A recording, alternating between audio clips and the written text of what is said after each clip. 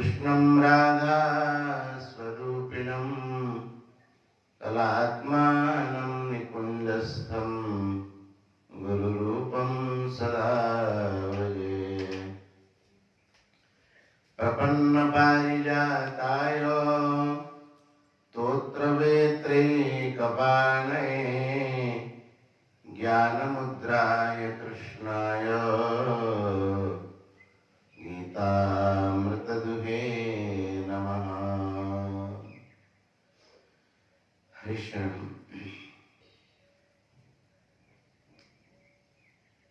श्रीमद् भगवद गीता में 17वें अध्याय में भगवान ने कहा है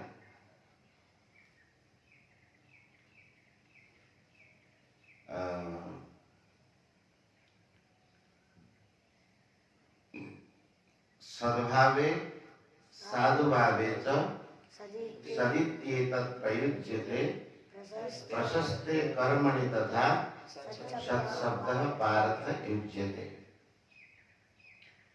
सद्भाव में, साधु भाव में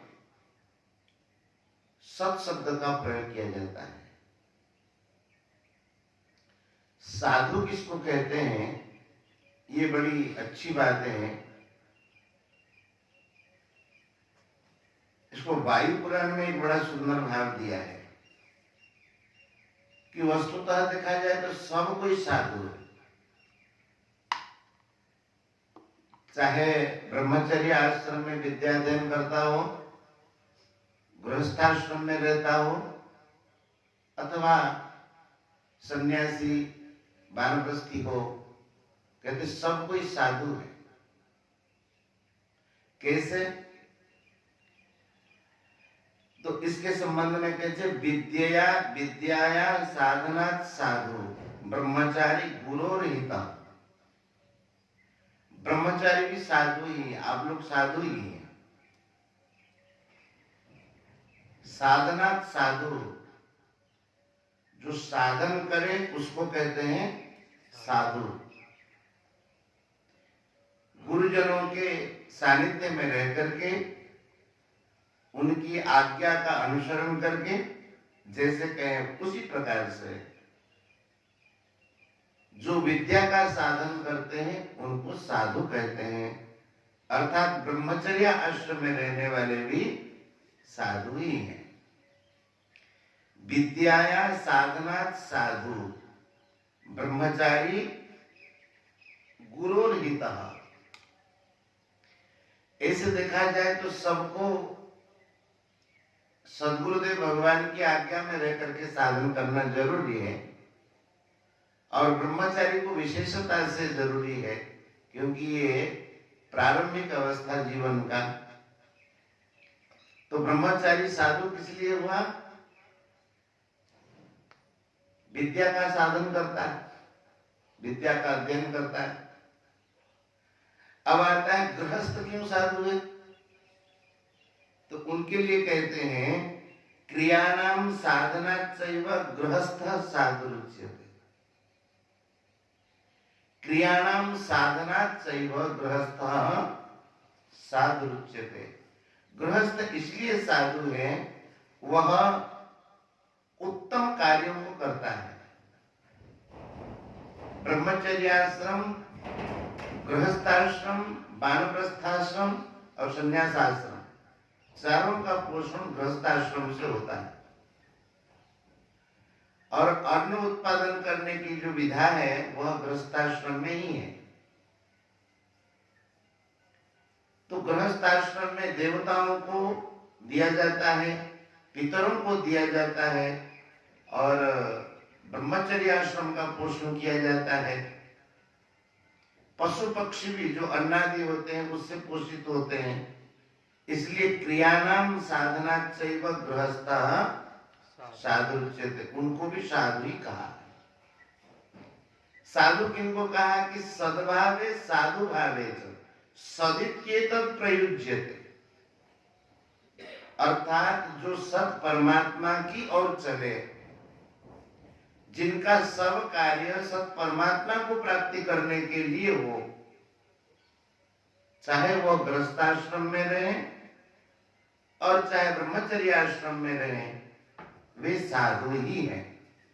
और जिनके प्रत्येक कार्य भगवत प्राप्ति से विमुख हो, प्रत्येक आचरण भगवत प्राप्ति से विमुख हो, तो कहते साधु आश्रम में रहने पर भी वो साधु नहीं, क्योंकि साधु शब्द का अर्थ यही है। तो क्रियाणाम साधनाच्चैव गृहस्थः साधुरुच्यते। कहते हैं कि ये वानप्रस्थी और सन्यासियों को क्यों साधु कहा जाता है, उसका अर्थ देते हैं साधना तपसोरण्ये साधुर्वैखानसः स्मृतः। अरण्य में रह करके अथवा गांव के बाहर रह करके सन्यासी अरण्य में निवास करते हैं, और वैखानस माने वानप्रस्थी, ये ऐसा विधान है अरण्य में रहे और लेकिन गांव के साथ संबंध न हो, परिवार से अलग, ऐसा विधान है। तो साधना तपसोरण्ये, साधन करने के कारण, साधन किनको करते हैं, वानप्रस्थी तो ऐसा है कि सबसे शास्त्रों में वानप्रस्थ आश्रम में कठिनाई का वर्णन, कठिन तपस्या, इसलिए कि गृहस्थ आश्रम में जितना भोगों का सेवन किया है, इंद्रियों को दमन करके भगवान की ओर तेजी से सम्मुख हो, इसीलिए कठोर तप का वर्णन वानप्रस्थ आश्रम में है। तो अरण्य में रह करके साधन करने से वानप्रस्थी को भी साधु कहा जाता है, और सन्यासी को तो साधु कहा ही जाता है प्रत्यक्ष। तो कहते साधु का लक्षण क्या है, न हृष्यति सम्मानैर्वा नावमानैः प्रकुप्यते। ये साधु का सबसे बड़ा लक्षण है, जिसको गीता जी में समत्वम योग उच्यते कहा। समत्व ही योग है। तो कोई अगर सम्मान करता है, मन का कोई अनुकूल मिल जाता है, तो उसमें वह प्रसन्न नहीं होता है, और मन का कोई प्रतिकूल हो जाए, अवमान ही न प्रकुप्यति, कोई अवमान कर दे तो उसमें वह प्रकुपित नहीं होता। तो सम्मान में प्रसन्न नहीं और अवमान में कुपित नहीं। और न क्रुद्ध परुषः ब्रूयात् एतत् साधोस्तु लक्षणम, कभी क्रोध नहीं करे, न क्रुद्ध, कभी कठोर वचन न बोले, परुषम न ब्रूयात्, कठोरतापूर्ण वाणी कभी नहीं निकालनी चाहिए। बोले यही एतत् साधोस्तु लक्षणम, यही साधु का लक्षण है। मोटा मोटी अगर बात कही जाए तो सद्भावे साधुभावे च सदित्येतत् प्रयुज्यते प्रशस्ते कर्मणि तथा सत् शब्द पार्थ युज्यते। सत् शब्द का प्रयोग कहाँ होता है, सद्भाव में। सद्भाव अर्थात जो भाव परमात्मा की ओर ले जाए वह सद्भाव है। सत परमात्मा है ही। सत्य व्रतम सत्य परम सत्यम सत्यस्य योनिम निहितम च सत्ये सत्यस्य सत्यामृत सत्य नेत्रम सत्यात्मकम त्वाम शरणम प्रपन्नाः। भगवान जो सत्यात्मक है, सत्य स्वरूप है। सत्य स्वरूप का अर्थ सत्य के पुंज ही भगवान ही है। जैसे रामो विग्रहवान धर्म, जैसे धर्म का स्वरूप भगवान है, ऐसे सत्य का भी स्वरूप भगवान ही है। तो कहते जो प्रशस्त कर्म है, क्रियाणाम साधनाच्चैव गृहस्थ साधुरुच्यते, जो प्रशस्त कर्म है, उत्तम कार्य है, भगवत प्राप्ति के लिए जो कार्य है, उसमें भी सत शब्द का प्रयोग किया जाता है। संसार का कार्य तो लगता है, लेकिन वह कार्य किस लिए किया गया है? भगवत प्राप्ति के लिए, इसलिए उसमें सत शब्द का प्रयोग होता है। सद्भाव हो और साधु भाव हो, उसमें सत शब्द प्रयोग होता है। इसका मूल अर्थ ये है कि हमारे जीवन के सारे व्यवहार, सारे के सारे आचरण अगर सत परमात्मा की ओर बढ़ने के लिए होता है तो वो साधु भाव है, सदाचार। बार बार कहते हैं सदाचारी बनो। सदाचारी का अर्थ क्या है? सदाचार क्या है? एक बड़ा सदाचार का भी बड़ा भाव दिया है इसमें।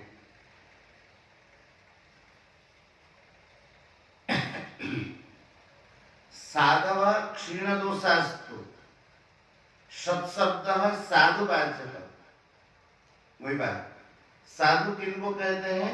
जो क्षीण दोषा, जिनमें प्रकृति के दोष न हो, काम क्रोध लोभ इत्यादि दोष जिनमें न हो, अथवा बहुत कम हो गए हो, उनको कहते हैं साधु।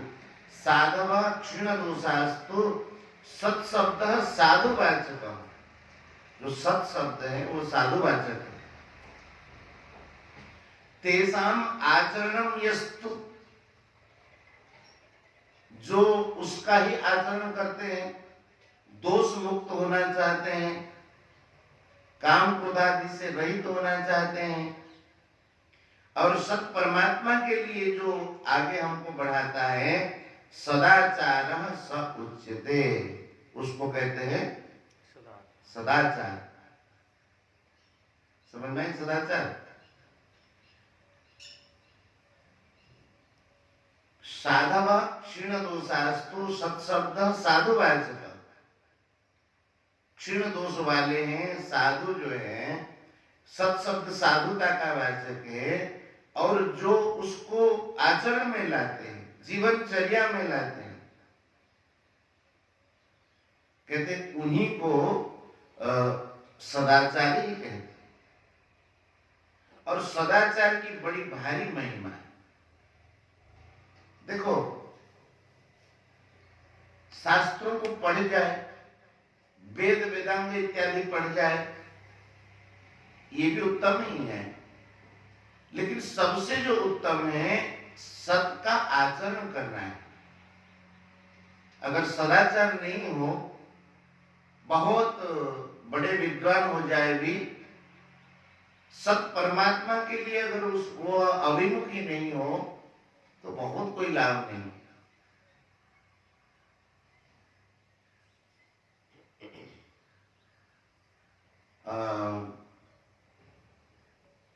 धृतराष्ट्र जी, कई बार हम लोग चर्चा किए हुए हैं, वह जब दुखी हो गए, सब उनको कोसने लगे कि तुम्हारे कारण ये हुआ है, तो दुखी हुए और रात्रि को विदुर जी को बुलाया और कहा कि विदुर, कुछ मुझे ज्ञान की बातें सुना। तो विदुर जी ने नीति की बातें सुनाई, और धृतराष्ट्र जी बोले कि तत्व ज्ञान की बात सुना। तो विदुर जी बोले कि मैं तत्व ज्ञान सुना तो सकता हूं, लेकिन दासी पुत्र हूं, इसीलिए उत्तम पात्र से ही तत्व ज्ञान का उपदेश मिलना चाहिए। तो सनत सुजात महर्षि जो है उनको बुलाते हैं और वे तत्व ज्ञान का उपदेश देते हैं। उस क्रम में धृतराष्ट्र जी पूछते हैं कि महाराज जी, जो वेदाध्ययन करते हैं, षडांग वेदों का अध्ययन करते हैं, लेकिन आचरण विहीन हो गए, सदाचार नहीं है, माने उनकी जीवनचर्या सत के लिए नहीं है। सत के लिए नहीं होगा तो असत के लिए होगा। कहते ऐसा तो वर्णन आता है, वेद पवित्र सबको कर देते हैं, तो वेदाध्ययन करने वालों को दोष लगेगा कि वो भी पवित्र हो जाएगा, मुक्त हो जाएगा। तो धृतराष्ट्र एक प्रकार से पूछना चाहते, वेद का तो मैं पाठ करता हूं। धृतराष्ट्र बड़े इस दृष्टि से बड़े ज्ञानी थे। एक उनमें विशेष कमी थी, शक्तिमान भी थे, वेदाध्ययन खूब करते थे, नेत्रहीन होने पर भी सुन सुन के, लेकिन पुत्र मोह एक था। उस मोह के कारण उनको और कुछ समझ में नहीं आता था। जो दुर्योधन कहते ठीक ही, ये मोह से ही तो सब बिगड़ जाता है ना। तो उस समय सनत सुजात जी उसका उत्तर देते, कहते कि देखो, आचारहीनम न पुनन्ति वेदाः, जो आचार विहीन है, जिनका उद्देश्य सत परमात्मा के लिए नहीं है, जो जीवनचर्या में सदाचार को नहीं लाता है। सदाचार अभी अभी महाराज जी उस विषय में कह रहे थे। सदाचार क्या है? दूसरे की कोई चीज है उसको चोरी ना करना, दूसरों को कैसे सुख हो इसके लिए प्रयास करना, अपने स्वार्थ की बात नहीं सोचना, आदि आदि बहुत बातें हैं उसमें। जो हमारे विवेक से विरुद्ध हो वो सब असत ही होगा। तो कहते आचारहीनम न पुनन्ति वेदाः, और अब जानबूझ करके ऐसा आचरण करेंगे, उल्टा आचरण करेंगे और कहेंगे कि वेद हमें पवित्र कर दे। बोले न पुनन्ति वेदाः, वेद जो है पवित्र नहीं करते हैं। यद्यप्यधीता सहस्रभि अंगैः, वेदों के 6 अंग हैं, ज्योतिष, व्याकरण आदि आदि। बोले षडांग के सहित अगर पूर्ण वेद का, संपूर्ण वेदों का अध्ययन भी करे, अगर आचारहीन है तो न पुनन्ति वेदाः, उसको वेद भी पवित्र नहीं कर पाते। कैसे? उदाहरण से समझाते हैं कि छंदांस्येनम मृत्यु काले त्यजंती नीलम शकुंता इवजात पक्षा।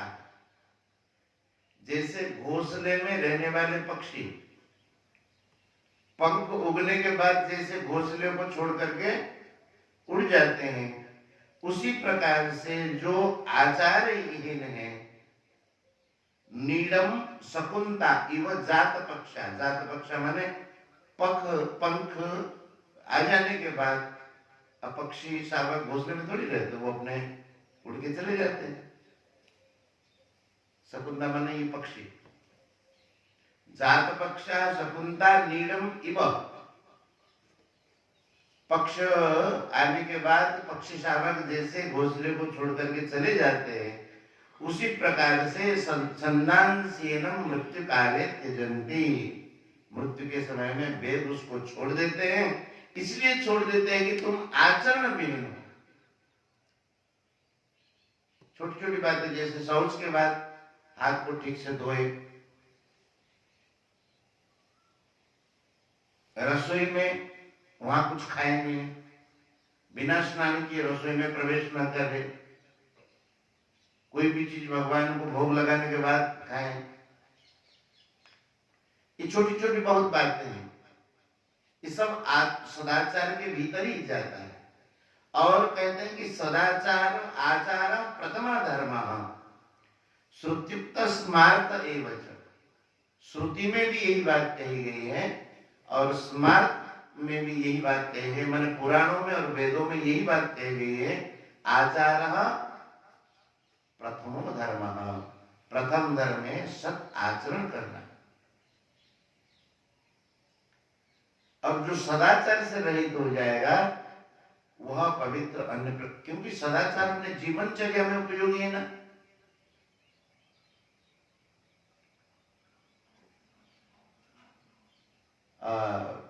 कई लोग होते हैं बिना स्नान के ही तिलक लगा लेते, लगता है कि थोड़ा सा वो ऊपर पाउडर वाउडर मार करके एकदम चकाचक दिखाई देते हैं।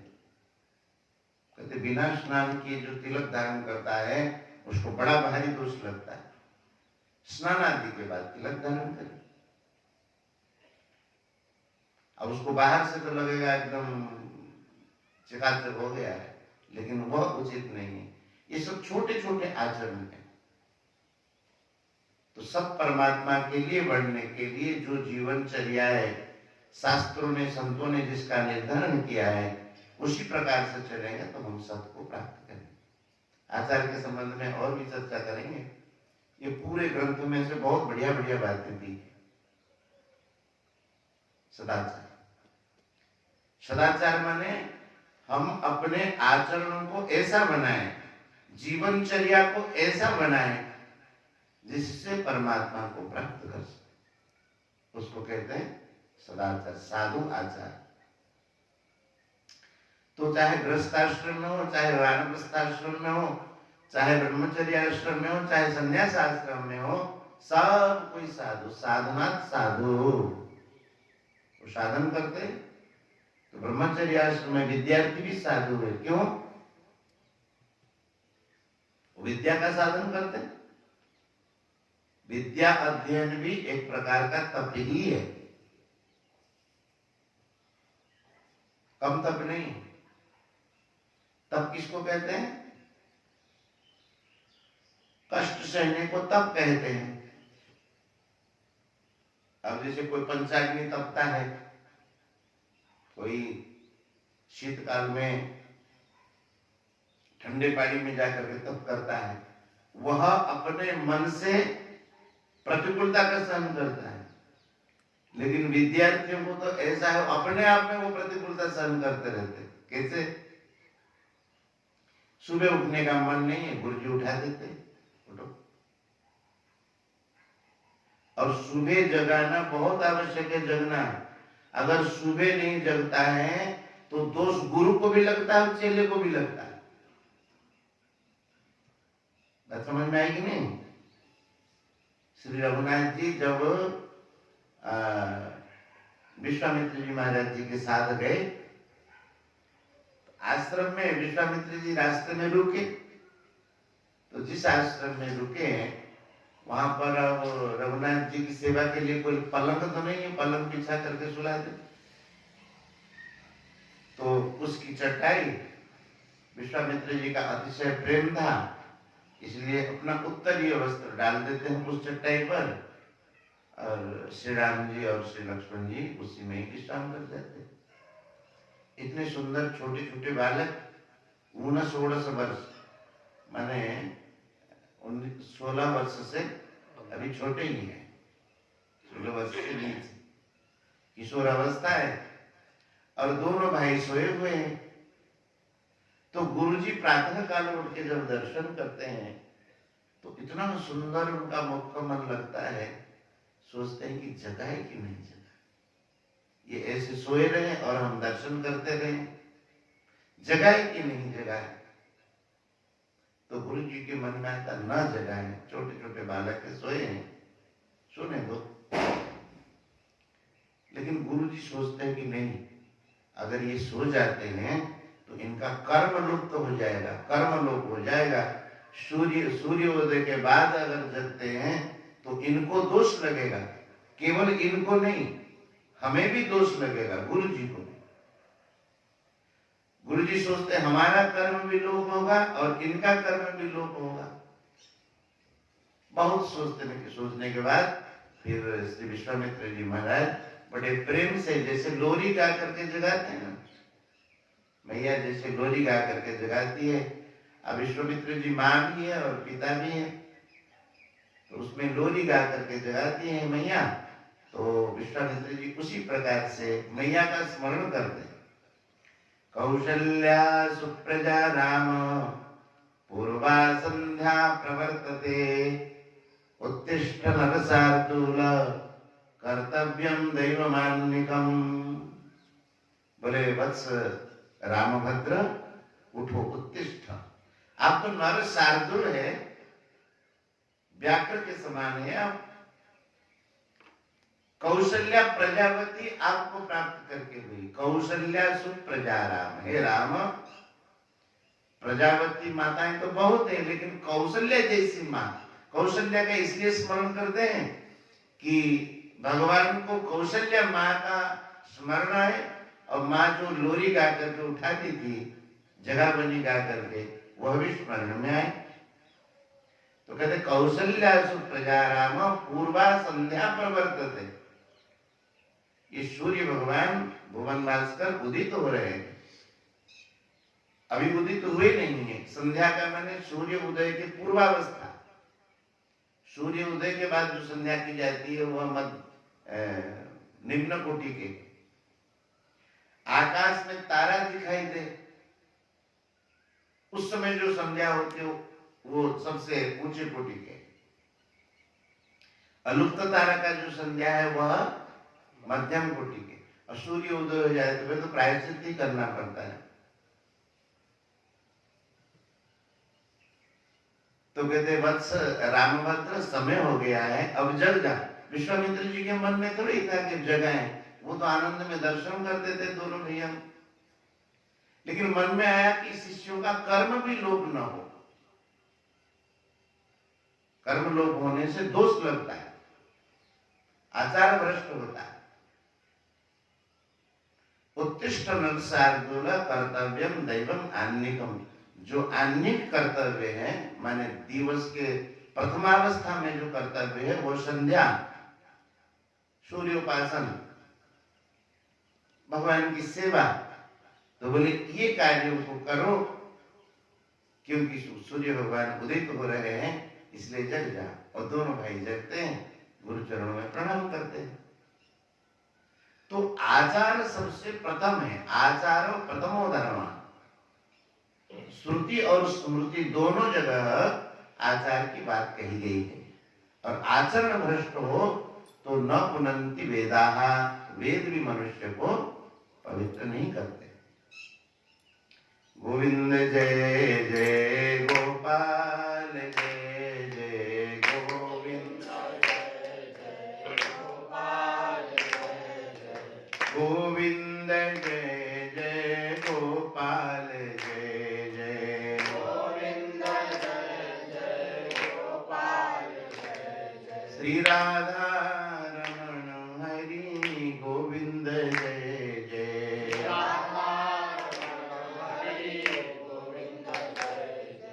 गोविंद जय जय गोपाल जय जय गोविंद जय जय गोपाल जय जय राधा रमण हरि गोविंद जय जय राधा रमण हरि गोविंद जय जय श्री राधा रमण हरि गोविंद जय जय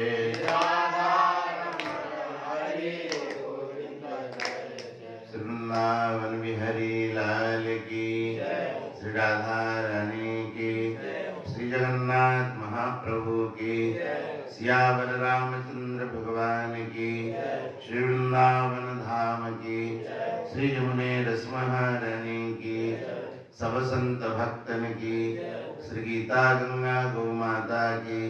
जय जय श्री राधे।